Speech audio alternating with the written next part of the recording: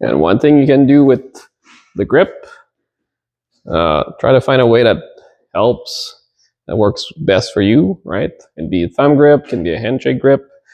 You can, so when you start, remember as much as possible to rest the cap here a little bit on the heel of your hand.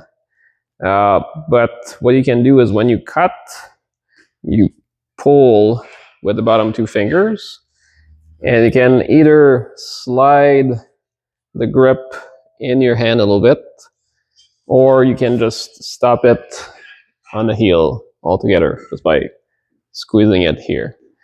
I like the first one myself because I find it gives me a bit more extension, a bit more room to stop the cut. But some people prefer the second one. Just be careful not to break the wrist when you're doing that. It's going to be really rough on your wrist. So try to keep it straight, but you can just open and let the handle slide a bit. So try it any way you like.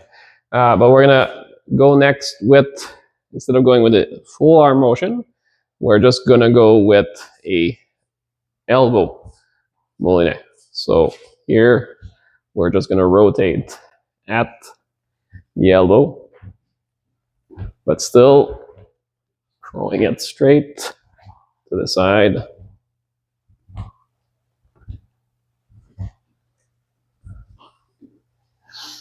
So just from here. And when you're doing it, imagine that you're like parrying Prim and then coming back like a chopper.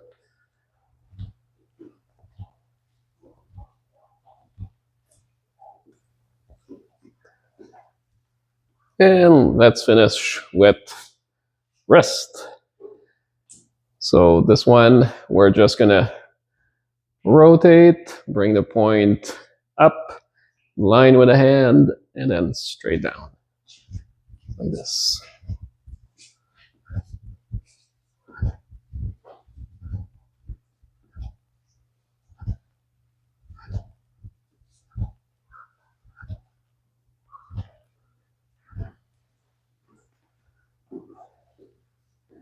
And then you can finish once that, just extending without moving the point back, just with the direct cut to the head. Good. So we're just going to look at the other cuts, or we're just going to do it from the wrist for these ones. So for face cuts, both sides. So if I go forehand or backhand, I want to cut with a slight downward angle, but not too deep, right? So I want to orient it so it stays around my shoulder line. That way, it's going to stop just as my arm extends.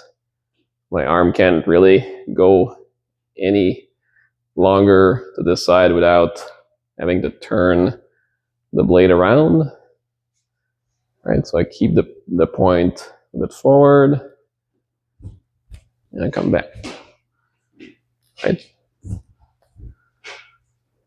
If I bring my cut with a too deep of an angle, I'm going to end up doing this and uncovering myself. But here, I'm going to keep the sword up and covering myself.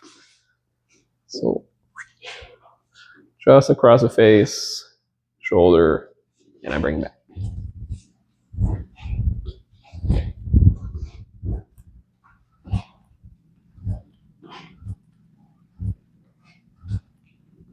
Right?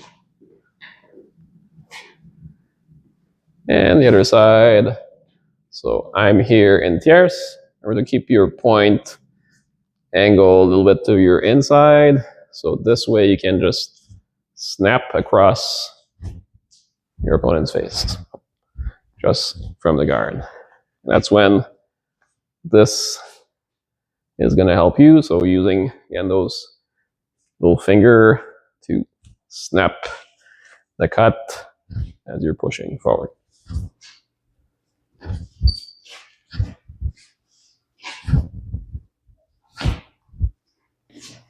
Just that arm extension and throw. And I find that's one where doing that slide inside the hand really helps, because it helps to just give a little bit extra room for my sword to gain speed. Where if I stop it right on the heel, I have to move my hand a little bit farther for that to work. Or to keep the shoulder down, relax. And then we're gonna just go to the inside, so rising backhand. So from down here, we're just gonna rise, cut into high second. So I'm not gonna bring my hand too high. I'm gonna still stay and cover my arm. I'm just gonna rise up diagonally, cut upward, and bring it back.